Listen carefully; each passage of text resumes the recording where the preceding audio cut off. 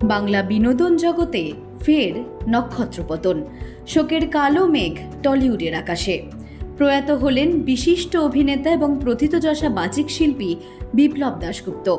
আজ দুপুরে ৭৫ বছর বয়সে শেষ নিঃশ্বাস ত্যাগ করেন এই বর্ষিয়ান শিল্পী। তার প্রয়াণে শোকস্তব্ধ গোটা সাংস্কৃতিক মহল। দীর্ঘদিন ধরেই বার্ধক্যজনিত সমস্যায় ভুগছিলেন তিনি। জানা গিয়েছে গত প্রায় ১.৫ বছর ধরে তিনি অটো ইমিউন ডিজিজে আক্রান্ত ছিলেন। অবশেষে লড়াই থামল এক বলিষ্ঠ কণ্ঠের। বিপ্লব দাশগুপ্তের জীবন ছিল মেধা ও মননের এক অদ্ভুত মেলবন্ধন। যাদবপুর বিশ্ববিদ্যালয় থেকে ইংরেজিতে স্নাতকোত্তর শেষ করার পর শিক্ষক হিসেবে কর্মজীবন শুরু করেছিলেন তিনি, কিন্তু শিল্পের টান তাকে থিতু হতে দেয়নি। শিক্ষকতা ছেড়ে প্রবেশ করেন বিজ্ঞাপনের দুনিয়ায়। সেখান থেকে ভয়েস ওভার আর্টিস্ট হিসেবে নিজের এক অনন্য পরিচিতি তৈরি করেন তিনি। তার সেই দরাজ কণ্ঠ আর নিখুঁত উচ্চারণ আজও বাঙালির কানে লেগে রয়েছে। ২০০৪ সালে শ্যাডোজ অফ টাইম সিনেমার মাধ্যমে রূপলী পর্দায় তার পথ চলা শুরু।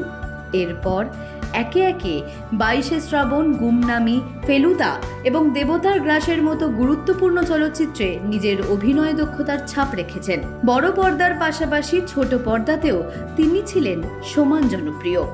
নেতাজি, রাগে অনুরাগে বা সখীর মতো ধারাবাহিকে তার সাবলীল অভিনয় দর্শকদের মুগ্ধ করেছিল।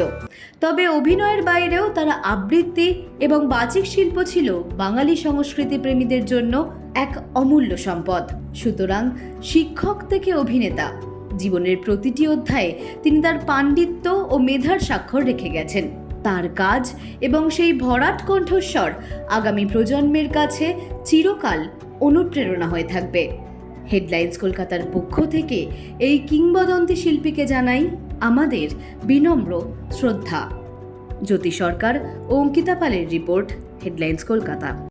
আনন্দ আর ভালোবাসার দীপ্তিতে গড়া সমুজ্জ্বল পরমা, ঠিক তোমারই মতো। শ্যাম সুন্দর কোম্পানি জুয়েলার্স, আগরতলা, উদয়পুর, ধর্মনগর, কলকাতা।